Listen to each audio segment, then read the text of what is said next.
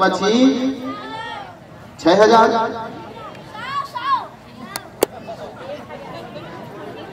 हे प्रभु हे हरि नाम जगन्नाथम, मैं क्या सुन रहा हूँ? बड़ी पढ़ा तो बेटा था। कौन पढ़ा था तोला रे? राधे गुरु जी है। बोलो राजा मुझे की। एनीवे 1000 में 1 शून्य कम करबे तो कतका बची 100। 10,000 में 1 शून्य कम करबे तो कतका बची 1000, है नहीं भाई? तो यह द्वापर की उम्र है। 1000 में फिर 1 शून्य कम कर तो कतका बची 100 साल। तो कलयुग में और उम्र कतका है 100 साल। जोर से बोलना है के साल। अच्छा 100 साल जिया थे आदमी बना तुमन जी हो कहा था सब जल्दी नहीं कर। वही हमारे गुरुदेव महाराज की उम्र हो 10 तो खाई 30 के 20 में भारी हो गए जोश तो मोह माया में खोए हो। 30 में हो गए तीरी तीरा तो 40 में बढ़ के कुटुंब कबीला। 50 में काया पक के तो 60 में शरीर थक के। गाड़ी आगे 70 में तो संगवारी हो गए बिस्तर में। गाड़ी आगे 80 में तब निकला नहीं सके बस्ती में। धीरे धीरे हो गए 90 तो राम कौन दिन में भजबे। और 100 में सबो सिरागे पाप के बीज हबुआगे। गहरी नींद में सो गए। अरे मनफे की जिंदगी कैसा हो गए, मनफे की जिंदगी कैसा हो गए।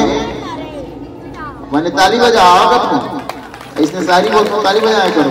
बोलो राजा रामचंद्र की। जब तो कहीं नहीं जाने सही है नहीं भाई। तो ये जिंदगी बर्बाद जन हो, ये जिंदगी आबाद होना चाहिए। देखकर सती रामायण होते और ये रामायण से हम सबके जीवन की उद्धार हो, ऐसी मंगल कामना करत। अब श्रीमद रामचरित मानस के तृतीय सोपान अरण्य कांड दोहा क्रमांक 30 के यात्रा है। कर सरोज सिर पर शिव कृपा सिंधु रघुवीर। निरखि राम छवि धाम मुख विगत भई सब पीर। मानस जी के जो तीसरा कांड है वो अरण्य कांड कहे गए।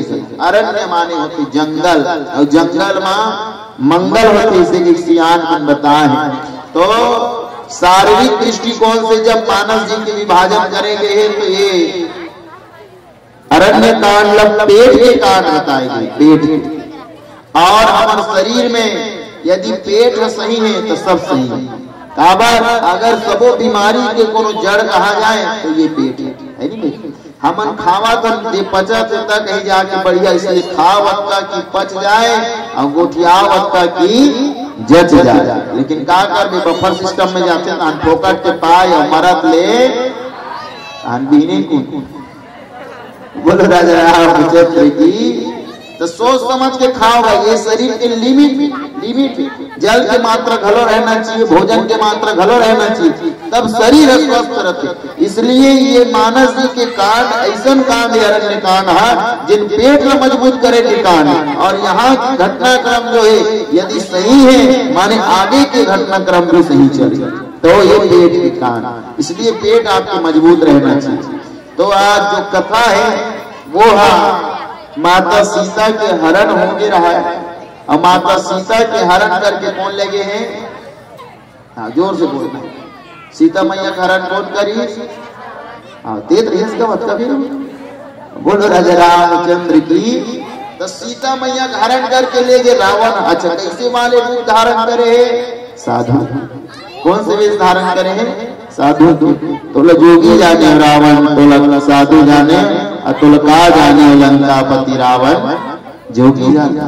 माँ सीता धोखा खा के काबर रावण जो है नकली वेश धारण करके छल के वेश धारण करके ब्राह्मण के रूप धारण आज करे। और साधु बन के जब जिस माता सीता भिक्षा देवर लक्ष्मण रेखा मर्यादा के लेकर पार कर पड़ी ते कारण सीता मैया हरण हो। सीता मैया नहीं जाना रही देकर से सीता मैया धोखा हो। और जो नहीं जाने के कालता नहीं जा वो धोखा खा देते। ऐसे तो बात आ जाते बता दे तो मने बने बात न बताए बिना बात बनी नहीं कथेगा। हमार गांव के जनपति और पत्नी हाँ खाए कमाए पर हैदराबाद तोहरो गांव मन जाते खाए कमाए पर। तो खाए कमाए पर की और मस्त वो हाँ लाकड़ी भाजी रांधत रहा। लाकड़ी भाजी जैसे रांधत रही प्रत्येक मेरा ईटा भट्ठक सेठ आ गई। और ईटा भट्ठक सेठ आके जब क्या कर रही हो भाई? ये सब्जी बना तुझसे तो क्या सब्जी है? लाकड़ी भाजी। तो वो सेठ काला जाने लाकड़ी भाजी है। ये लाकड़ी भाजी क्या होता है? ये सुखसा भाजी, तिवरा भाजी और कहीं दूसरा तीसरा चौथा तो करना भी नहीं। तो डेढ़ा मन फेंका रही तेल दिखाट करते ये जैसे ये लाकड़ी भाजी इसी का थे। इला देखी तो वो सेठ के दिमाग खराब हो गया। वो कहते ऐसे छत्तीसगढ़ के लोग जानवर होते हो क्या? तुम लोग घास फूस को खा लेते हो, आलू मटर खा लिया करो, आलू गोभी खा लिया करो, आलू पनीर खा लिया करो। काबर की लाकड़ी भाजी के ऊपर डेटरा मन घास फूस संदिग्ध तो कैसे घास फूस खा लेते हो? इसी तुम लोग जानवर हो क्या? इसी अक्कल सुनी तो वो छत्तीसगढ़ की महिला दाई हो बोला गुस्सा आ गई। और हमारे महतारी मतलब कोनो गुस्सा आते यहाँ एक ठंगारी अब्बड़ प्रचलित है जो अक्सर करके महिला मन प्रयोग करते। ये रोगहा मतलब किसी जानवर का थे ऐसे तान वो सेठ पूछ परी ये रोगहा क्या होता है? वो कहते बच्चे होता बच्चे बच्चे बच्चे। अब वो बात करेगा हमारे तरफ ये बड़े बड़े सेठ होते सेठ बोला रोगहा करते, जो करोड़पति रहते बोला रोगहा करते। वो सेठ कहा थे वैसे तो आप सबकी कृपा से मैं बहुत बड़ा रोगहा हूँ। ये है धोखा। आज उसने सीता मैया धोखा खींचा, सीता मैया के हरण करके ले गए रावण। इसलिए बाहर तक कोई भी व्यक्ति आए तो उस पर अवश्य अपनी निगरानी रखनी चाहिए, विचार करना चाहिए कि कौन है, किसके हम समकक्ष जा रहे हैं, किसके नजदीक हम जा रहे हैं। आज साधु के वेश में धारण करके वो ले देगा। जैसे साधु के वेश धारण करके सीता मैया हरण करके ले गई। भगवान राम जब लहुट करके देखते तो आश्रम में सीता मैया नहीं रहा है। सब पेड़ पौधा मतलब पता पूछे थे, हे खग मृग हे मधुकर श्रेणी तुम देखी सीता मृग नैनी। सब कोई पेड़ पत्ता सब कोई पूछा थे कि तुम मोर शीतल देखे हो कैसे। अब विचार करे कि बात देगा भगवान राम कोनो पूछना चाहिए से तो कोनो आदमी मन नहीं पूछतीगा, लेकिन कौन ला पूछा थे? पेड़ पत्ता मन है नहीं भाई, पेड़ पौधा मन ला पूछा थे। तो ओखर पीछे कारण का है? अच्छा विचार मान लो काकरो धर्म पत्नी हाँ कोनो गवा गए या फिर कोनो बोला चोरी करके ले गई तो सबले पहले आदमी फोन कौन लगा है? मोर बात समझ आवत है? समझ आवत क्या? मान ले काकरो धर्म पत्नी की चोरी हो गए या फिर वो गवा गए तो सबले पहले फोन कौन लगा है? हाँ तो दई बाबू। हाँ तो माने ओकर अपन ससुराल में लगा ही अपन सारा ढेर सारा कर तुम्हार दीदी आहे कहा जी इसी की। अच्छा अब माता सीता जन्म कहाँ सो है? मड़ीली। हाँ धरती से। कहाँ जन्म हुआ है? धरती से है नहीं भाई। देकर सती सीता मैया जनक नंदिनी भूमिजा है और पेड़ पौधा मन के जन्म घलो कहाँ सो है? धरती से।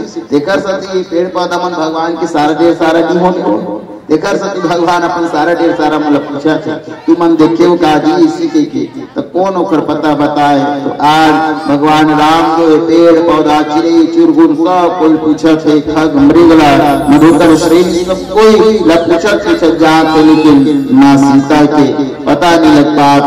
और जैसी आगे बढ़ते तो खून से लथपथ एक जीव पड़े रहा और वो जीव कोई नहीं सज्जनों वही गिरधराज जटायु वही करके कथा प्रसंग कर सरोज सिर पर से कृपा सिंधुर निरसुराम छविराम मुख विगत धई सब पी। आज जटायु जी महाराज जो खून से लथपथ पड़े हैं। भगवान राम जो है जैसी सिर में पहुंचिस ना तो जटायु ला अपन गोदी में बैठा ली, हृदय से लगा लिया। कोनो कोनो आदमी जो है जटायु बड़ जिंदगी भर राम राम राम राम करत रहे। जटायु देखे तो पंख कटा गए। कोनो आदमी भगवान जटायु जी कथे जिंदगी भर राम के नाम लेवत रहे, राम राम करत रहते तो दोनों पंख कटा गए।